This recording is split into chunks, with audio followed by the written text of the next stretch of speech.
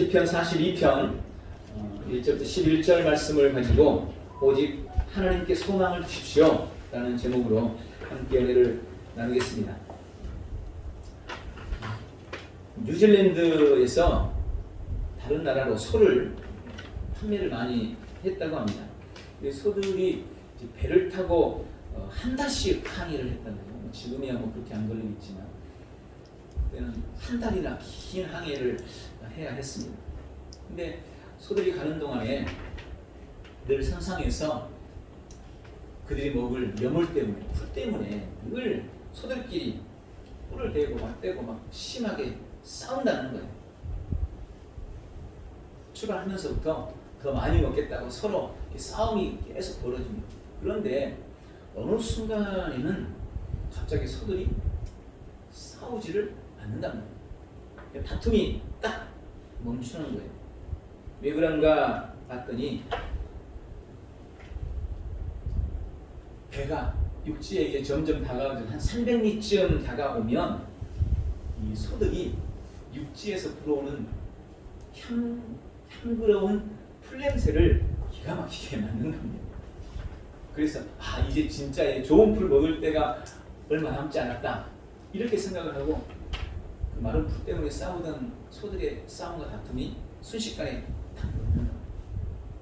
그러면 소들이 싸우지 않는 모습을 보고 선원들도 이제 다 와가는구나 이렇게 생각을 한다는 것입니다. 그러면 우리 삶에도 이런 일이 종종 벌어집니다. 인생의 여러 문제나 필요로 인해서 서로 다투고 싸우다가도 진정한 소원, 참 소망이 생기면 여태 다투던 그 문제, 싸우던 그 문제가 아무것도 아닌 것처럼 여겨질 때가 있어요. 진짜 소망이 생기면 지금 내가 아웅다웅하면서 살고 있는 게 별 의미가 없구나 라고 깨닫는 순간이 온다는 것입니다.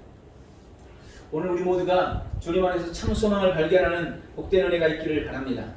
프랑스의 수필가인 보브나르그라는 사람은 그런 말을 했습니다. 절망은 우리의 희망을 좀먹고 우리의 강한 의지를 꺾어놓는다. 절망은 우리의 힘을 연약하게 만들고 작은 문제도 견딜 수 없게 만든다.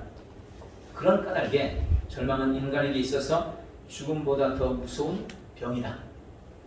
또 덴마크의 유명한 키에르케고르는 절망은 죽음에 이르는 병이며 우리 안에 불치병이다 라는 말을 했습니다. 그러면서 그는 그럼 어떻게 절망에서 벗어날 수 있을까에 대해서 말하면서 절망의 반대말은 희망이 아니라 신앙이다. 절망의 반대말은 희망이 아니라 신앙이다. 신앙은 죽어 사라져버려서 아무 의미 없을 우리 인생을 가치 있고 영원하게 만든다. 그런 의미에서 절망은 인생을 힘들게도 만들지만 그 때문에 진정한 희망을 찾게도 한다라고 말했습니다. 한 아버지와 아들이 사막을 여행하다가 길을 잃고 헤매게 되었습니다. 아무리 걸어도 끝은 보이지 않습니다. 낮에는 너무 뜨거워서 죽을 지경이고 밤에는 추워서 얼을 지경입니다. 가지고 다니던 물도 다 떨어졌습니다. 이제 목이 말라 죽을 것 같습니다. 쓰러졌다 일어났다를 계속합니다. 아들은 계속해서 아버지를 원망하고 절망적인 소리를 합니다. 아버지 이제 죽겠습니다. 더 이상은 못 가겠어요. 우리는 이 사막에서 죽을 건가 봐요. 계속 얘기합니다. 그럴 때마다 아버지가 계속 이 아들을 타이릅니다. 야, 조금만 더 가면 마을이 나올 거야. 조금만 더 견디자. 조금만 더 참아보자. 그래서 계속 길을 걷습니다. 그런데 그렇게 힘겹게 한 걸음 한 걸음 내딛고 있는 그들 앞에 커다란 무덤이 하나가 나타났습니다. 그 무덤을 보자 이 아들은 절망스럽게 울부짖었습니다. 아버지, 이것 보세요. 무덤에 우리도 이 사람처럼 되고 말 거예요. 이 사람도 이렇게 사막에서 죽었나 봐요. 우리도 이 사람처럼 여기서 죽고 말 거예요. 그러면서 울부짖는 거예요. 그러나 아버지는 그 아들에게 전혀 다른 말을 합니다. 아들아, 이제 살았다.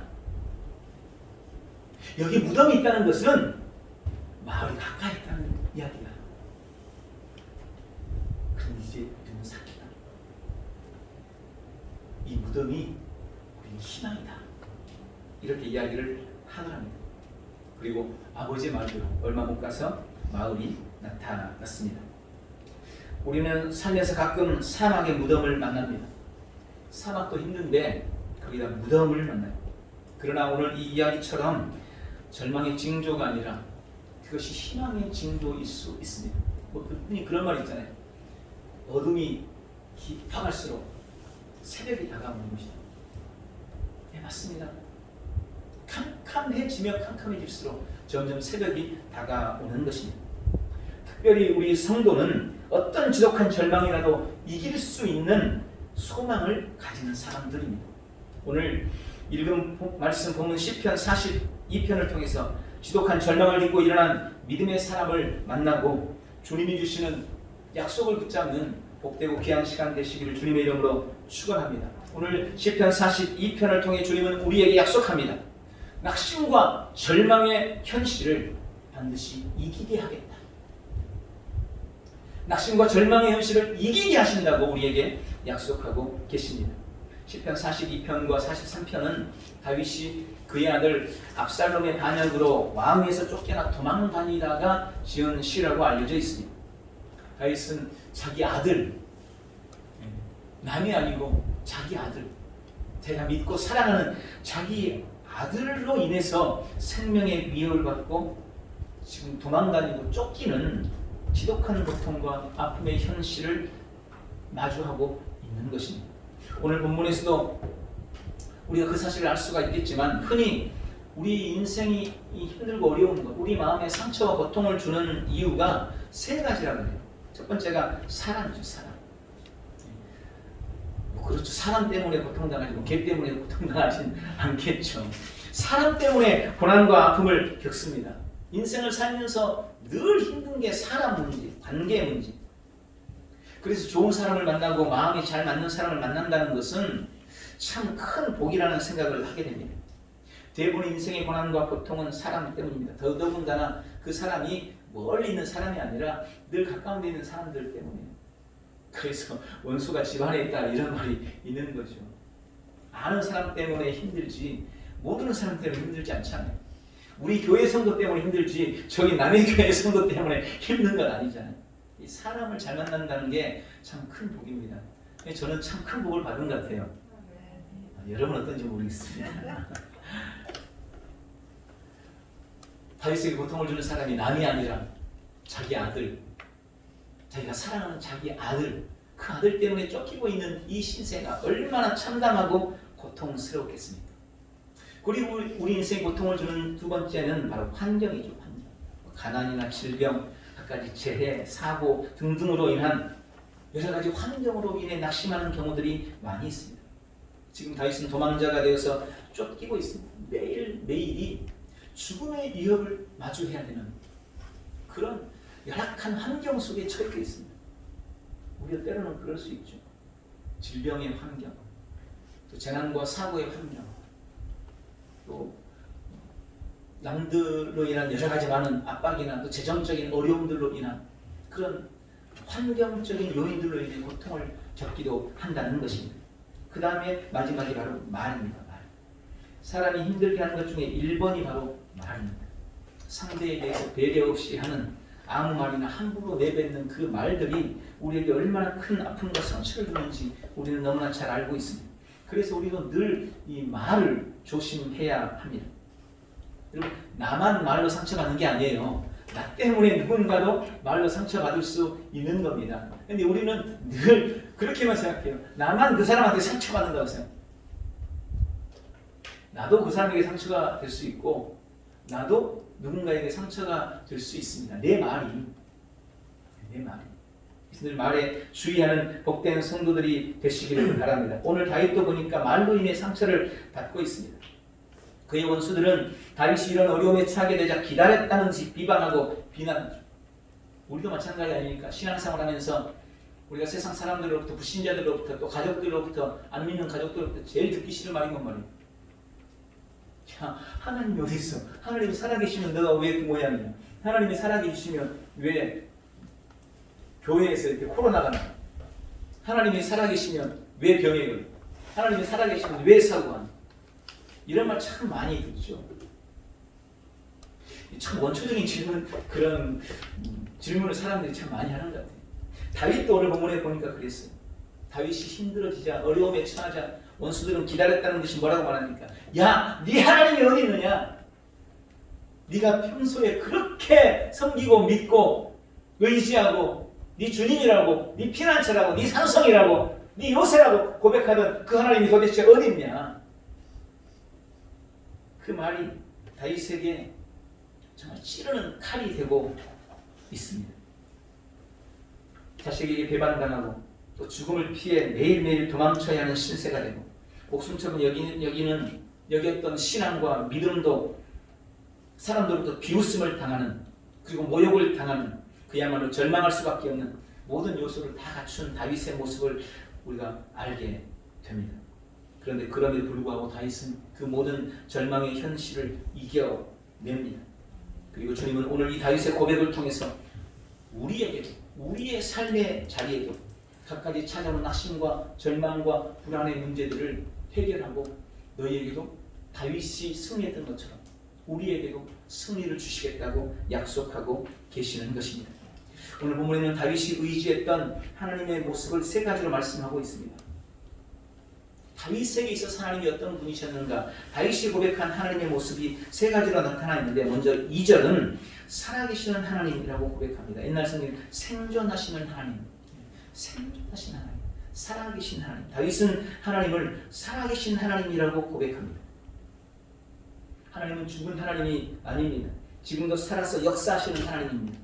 그분은 이방의 우상처럼 인간의 고통과 인간의 아픔에 묵묵부답 침묵하는 죽은 존재가 아닙니다.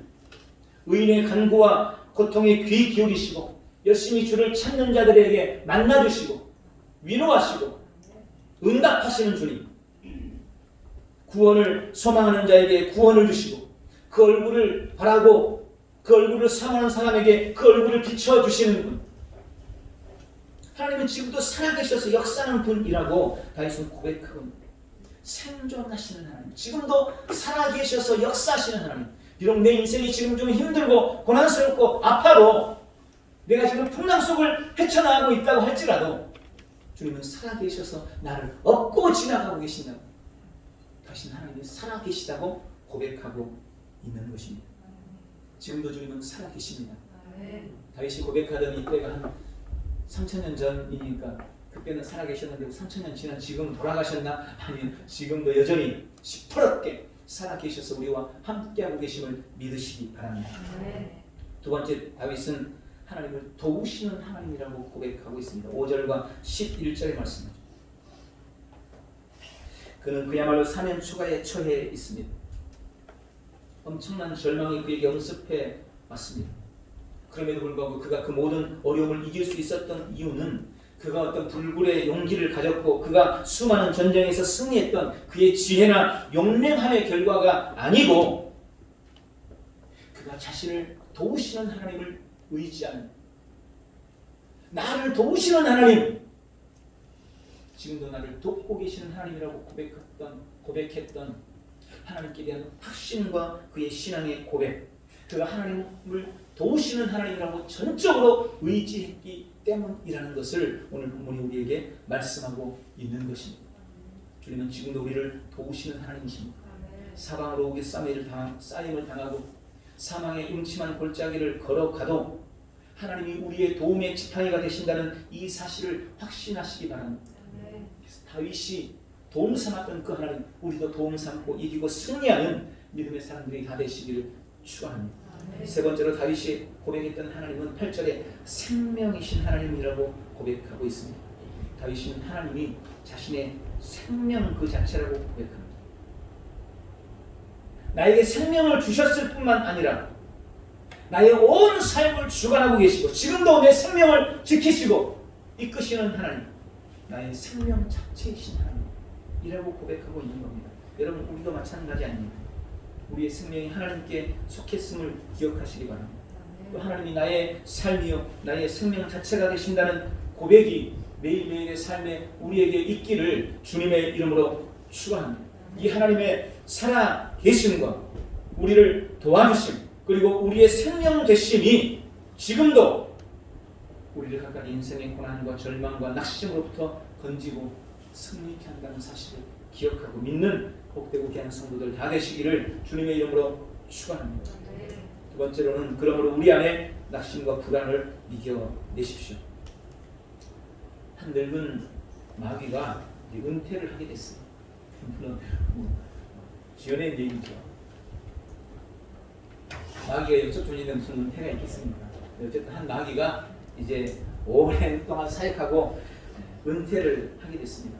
그래서 그동안 자신이 성도들을 시험에 빠지게 하고 성도들의 믿음을 잃게 만들었던 여러 가지 자기가 가지고 있었던 무기들을 경매로 내놓고 있습니다. 많은 후배 마귀들이 이 유명한 늙은 마귀의 무기에 관심을 가지고 경매장으로 모여들었답니다. 경매장 안에는 이 마귀가 평소에 사용했던 여러 가지 무기를 걱정, 두려움, 욕망, 슬픔, 분노, 질투, 미움 뭐 등등의 여러 가지 무기들이 세일가로 팔리고 있어요. 어떤 건 20% 세일, 어떤 건 50% 세일, 어떤 건 30% 세일 이렇게 자기가 다 썼으니까 은퇴해야 되니까. 여러분 혹시 당근 이용하시나요? 당근에 싼 거 막 이런 거 그렇잖아요. 이렇게 해서 세일을 이제 하고 있는 겁니다. 그런데 유독 경매장 한 가운데 중앙에 노 세일이라고 쓰여지는 무기가 하나가 있는 거예요. 아니 다른 건 다 50%, 30%, 작게는 20%까지 다 세일을 하는데 이 무기만큼은 노 세일이라는 노 세일. 절대 세일 안 한다는 거예요. 그래서 젊은 후배 마귀들이 이 늙은 마귀한테 물었습니다. 아니 왜 다른 건 다 세일하면서 이건 세일하지 않습니까? 그러자 이 늙은 마귀가 이렇게 말합니다. 이 무기는 내가 성도들을 무너뜨리는데 가장 유용하게 쓰였던 가장 강력한 무기입니다. 나는 지금이라도 이 무기만 있다면 사람들 마음속 깊이 들어가서 그들의 인생을 내 마음대로 할 수 있습니다. 그래서 이 무기만큼은 절대 세일할 수 없습니다. 그 무기의 이름표에는 낙심이라고 쓰여 있다. 마귀의 가장 강력한 우리 인간을 무너뜨리는 우리 성도의 믿음을 무너뜨리는 가장 강력한 무기가 낙심이라는 것입니다. 낙심이라는 것은 구부러진다, 짓눌린다, 가라앉다라는 그런 의미입니다. 그래서 몹시 우울하고 슬픈 상태를 가리킵니다. 오늘 우리 마음을 한번 들여다보십시오. 어떤 문제로 내 마음이 짓눌려 있지 않습니까? 내 마음이 깊이 가라앉지 않습니까? 지금 깊은 우울함 속에 있지 않습니까? 여러분 이 낙심을 경계해야 합니다. 낙심을 이겨내는 복된 성도들 되시기를 바랍니다. 그다음에 불안도 이겨내야 합니다. 불안은 마음의 상태가 거친 파도처럼 이리저리 밀려다니고 요동한다는 그런 의미입니다. 마음을 잡지 못하고 갈팡질팡하는 것입니다. 이래도 저래도 내 마음이 편하지 않고 요동치는 것 같다면 지금 그런 마음의 상태라면 지금 내가 불안에 떨고 있는 것입니다. 지금 뭔가 불안해하고 있다면 오늘 그 불안의 문제를 주님께 맡기고 불안을 이겨내시기를 바랍니다. 사람이 사는 곳에는 낙심과 불안이 늘 존재합니다. 그리고 그것은 가장 무섭고 두려운 괴물처럼 우리 삶의 모든 영역에서 온갖 부정적인 영향력을 미치고 있습니다. 그러므로 우리 하나님의 사람들은 주의 약속을 붙들고 이 낙심과 불안을 반드시 이겨내야 합니다. 주님을 바라고 늘 찬송과 기도하면서 낙심과 불안을 해결하고 이겨내는 우리 믿음의 성도들 다 되시기를 축원합니다. 마지막으로 오직 하나님께 소망을 두십시오. 그리고 원래 싸움의 원리, 싸움에서 승리하는 원리는 매우 간단합니다. 어떻게 하면 이기냐? 상대보다 강한 무기가 있으면 이겨요. 아주 매우 상식적인 거잖아요.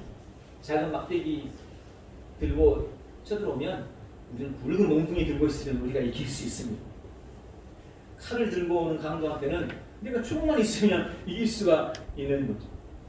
강한 무기를 소유하는 겁니다. 영적으로도 마찬가지입니다. 어둠을 이기는 비결은 빛이죠. 어둠은 빛으로 이깁니다. 죽음은 어떻게 이깁니까? 죽음은 부활의 생명으로 이기는 겁니다. 그 낙심과 불안은 어떻게 이길까? 여러분, 낙심하고 불안해한다는 말이 바로 절망이라는 의미입니다. 이 절망은 오직 소망으로만 이길 수 있는 것입니다. 이 땅에 존재하는 어떤 절망도 이겨낼 수 있는 소망이 우리에게 있습니다. 뭡니까? 우리 주님이십니다. 우리 하나님이십니다. 하나님은 인생의 어떤 절망도 이겨내는 우리의 소망이십니다. 사람으로 인한 낙심이나 불안, 환경으로 인한 절망, 돈으로 인한 낙심과 불안, 질병으로 인한 절망, 어떤 것이라도 하나님께 소망 두면 이기게 되어 있습니다.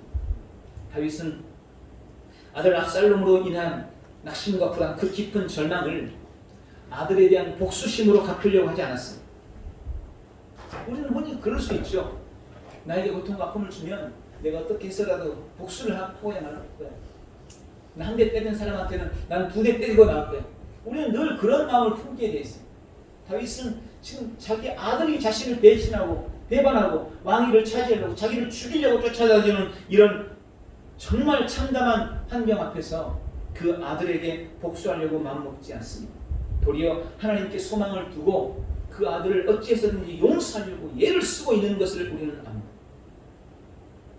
하나님께 소망 두었더니 낙심하고 불안에 가득했던 마음에 소망이 찾아왔습니다. 상황을 반전시키는 주님의 은혜가 그에게 임하게 됩니다. 압살롬은 패배했고 다윗은 승리했습니다. 본문에는 다윗이 낙심과 불안 그리고 그런 절망 속에서 가졌던 하나님을 향한 소망의 구체적인 모습이 기록되어 있습니다. 다윗이 어떻게 하나님을 소망했는가? 하나님을 소망한다는 것이 도대체 어떤 의미인가? 여러분, 우리도 하나님을 소망해야 되잖아요. 목사님, 하나님 소망해요. 네. 어떻게 하는 게 하나님을 소망하는 것일까요? 본문 속에서는 3가지로 저는 생각을 했습니다. 묵상을 했습니다. 첫 번째는 하나님을 소망한다는 것은 힘든 상황 속에서도 찬송한다는 것입니다. 찬송함으로 우리는 하나님을 소망하는 것입니다. 우리가 힘들 때 찬송할 수 있다면 하나님을 소망하는 것입니다. 성경을 통해서 찬송하는 자에게 주님이 주시는 약속은 승리입니다. 이 비밀을 알았던 다윗은 모든 전쟁터에 나갈 때 늘 성가대를 앞세웠습니다. 전쟁에 무슨 성가대를 데리고 갑니까? 다윗은 이 비밀을 아는 거예요. 찬송하는 자에게 주님이 승리를 주신다는 걸 알았어요. 그래서 각 지파에서 노래할 사람들을 선발을 해서 성가대원을 세웁니다. 전쟁이 벌어지면 저 높은 한쪽 산에서 다윗의 성가대가 하나님께 찬송을 올려드리는 거예요. 이 다윗의 승리의 비결을 알았던 여호사밧도 그렇지 않습니까? 적들이 쳐들어왔을 때 여호사밧은 성가대를 조직하고 그 성가대가 하나님을 향해서 찬송이 울려 퍼질 때 하나님께서 복병을 주셔서 그들을 에워싼 연합군을 물리치는 그런 기적의 역사가 성경을 통해서 나타나고 있는 것을 보게 됩니다. 신약 성경의 바울과 실라도 깊은 감옥 속에서 하나님 앞에 찬송을 올려드렸습니다. 모든 사람이 그 찬송을 들었습니다. 어떤 일이 벌어졌습니까? 창고가 풀리고 옥문이 열리는 기적이 일어나게 됐습니다. 왜 찬송에 이런 승리의 능력이 있을까요? 찬송이 말로 우리의 가장 강력한 신앙의 고백이며 하나님을 소망하는 가장 구체적인 표현이기 때문에 그렇습니다. 내가 주님을 찬양합니다. 내가 주님을 소망합니다. 라는 가장 구체적인 표현이 주님께 대한 찬송. 날마다 주님을 찬송함으로 주님을 소망하시기를 주님의 이름으로 축원합니다. 두 번째로 다윗은 절망의 현실 속에서 약속을 기억함으로 하나님을 소망했습니다. 여러분, 낙심과 불안, 절망은 우리를 하나님의 은혜와 축복, 그분의 사랑으로부터 떼어놓습니다. 하나님의 사랑으로부터 우리를 멀어지게 합니다. 우리 마음과 영혼을 요동치게 만들어서 하나님으로부터 멀리 떨어지게 만듭니다. 그런 절망을 이기는 비결은 하나님의 약속을 기억하는 것입니다. 여러분, 우리는 의도적으로 하나님의 약속을 기억하고 날마다 삶에서 주장해야 됩니다. 하나님의 약속을 기억하고 그 약속을 주장하는 것, 그것이 하나님을 소망하는 것입니다. 오늘 다윗이 바로 그 일을 한 거예요. 하나님의 약속을 붙들고 그것을 주장하는 것입니다. 내 영혼아, 네가 어찌하여 내 속에서 불안해하느냐? 너는 하나님을 바라라. 나는 그분이 도우심으로 말미암아 우리 하나님을 찬송할 것이다. 하나님의 약속을 붙들고 그 약속을 날마다 삶에 주장하시기를 주님의 이름으로 축원합니다. 그리고 세 번째로 다윗은 기도함으로 하나님을 소망하고 있습니다. 기도는 성도에게 있어서 가장 중요한 의무면서 동시에 가장 큰 특권입니다. 우리는 기도를 통해서 주님과 교제하고 교통합니다. 또한 기도를 통해서 우리의 삶의 필요와 도우심을 구하는 것입니다. 성도가 기도한다는 것은 하나님을 소망하고 있다는 증거입니다. 여러분, 하나님께 대한 기대가 없으면 절대 기도할 수 없는 거예요. 하나님이 기대가 안 되는데 어떻게 기도하겠습니까? 내가 기도하고 있다는 말은 하나님께 기대를 가지고 있다는 말이에요. 하나님을 소망하고 있다는 의미인 겁니다. 여러분이 많이 기도할수록 하나님께 대한 여러분의 소망이 크다는 거예요. 여러분이 절실하게 기도할수록 하나님께 대한 여러분의 기대가, 여러분의 소망이 더 절실하다는 겁니다. 즉, 기도하셔야 돼요. 그것이 하나님을 소망하고 있는 이유입니다. 하나님을 소망하지 않는 사람은 기도의 시간을 시간 낭비라고 여겨요. 하나님께 대한 기대가 없으니까 시간 낭비라고 여기는 거예요. 세상 사람들은 그렇게 보는 거예요. 우리의 신앙, 우리의 기도, 우리의 예배를 시간 낭비처럼 보는 거고, 힘들고 어려울 때 주 앞에 나와서 예배한다는 것을 그들은 이해하지 못하는 겁니다. 왜요? 하나님께 대한 소망이 없으니까, 하나님께 대한 기대가 없으니까, 그들은 하나님의 살아계심을 인정하지 않으니까. 그러나 우리는 그렇지 않잖아요. 하나님이 살아계심을 알잖아요. 아니, 전능하신 하나님이 살아계시는데 우리가 주일날 주님 앞에 나오면 성령의 소리를 만나주시겠다고 약속하고 계시는데, 하나님 살아계심을 안다면, 그분께 대한 소망과 기대가 있다면 어떻게 교회 안 올 수가 있어요? 어떻게 예배하지 않을 수가 있어요? 다윗은 기도함으로 하나님께 소망을 주었습니다. 우리도 간절한 기도를 통해 하나님께 소망 주시기를 주님의 이름으로 축원합니다. 오늘 본문 안에서 다윗이 하나님께 대한 소망, 다윗의 하나님께 대한 소망을 함축하고 있는 말씀이 반복되는데, 그게 바로 5절과 11절입니다. 그리고 43장에도 5절에 동일한 말씀이 나오죠. 함께 읽었던 말씀입니다. 내 영혼아, 네가 어찌하여 낙심하니 어찌하여 내 속에서 불안해하는가? 너는 하나님께 소망을 두라. 나는 그가 나타나 도우심으로 말미암아 내가 여전히 찬송하리로다. 오늘 시편 42편, 43편의 핵심이 바로 이 말씀입니다. 오늘 이 말씀의 약속도, 오늘 함께 나눈 말씀의 약속도 바로 이것입니다. 다윗은 이 말씀을 통해서 하나님을 찬송하고 있고, 하나님의 약속을 지금 주장하고 있고, 하나님께 기도하고 있는 것입니다. 낙심하고 불안해하는 우리 자신을 향해 하나님을 소망하라고, 하나님께 소망 두라고 명령하고 선포하시기 바랍니다. 어떤 속에서도 하나님을 찬송하리라고 결심하고 결단하시기 바랍니다. 다윗이 그런 것처럼, 다윗에게 그런 것처럼 주님이 오늘 우리에게도 동일하게 약속하고 있는 거예요. 어떤 인생의 절망에도, 어떤 어려움 속에서도, 아무리 낙심되고 불안해도 낙심하고 있지 말라고, 찬송과 기도를 멈추지 말라고, 오직 하나님께만 소망 두라고. 오늘 인생의 어려움으로 낙심하지 말고 불안해하지 말고 오직 하나님께 소망 둠으로 찬송하고 또 약속을 기억하고 주장하는, 늘 기도함으로 주의 도우심을 얻고 승리하는, 그리고 귀한 성도들 다 되시길 예수님의 이름으로 축원합니다. 기도하겠습니다. 전능하신 아버지, 오늘 우리 삶에 찾아온 갖가지 낙심과 불안한 마음을 떨쳐버리고 오직 우리 하나님께 소망 두기로 결단하고 결심합니다. 내 영혼아, 네가 어찌하여 낙심하고 불안해하느냐? 내 영혼을 꾸짖고 명령하고 선포합니다. 주님, 오직 하나님께 소망 두기로 작정합니다. 주여, 주님만이 우리의 소망이십니다. 그래서 주 앞에 찬송합니다.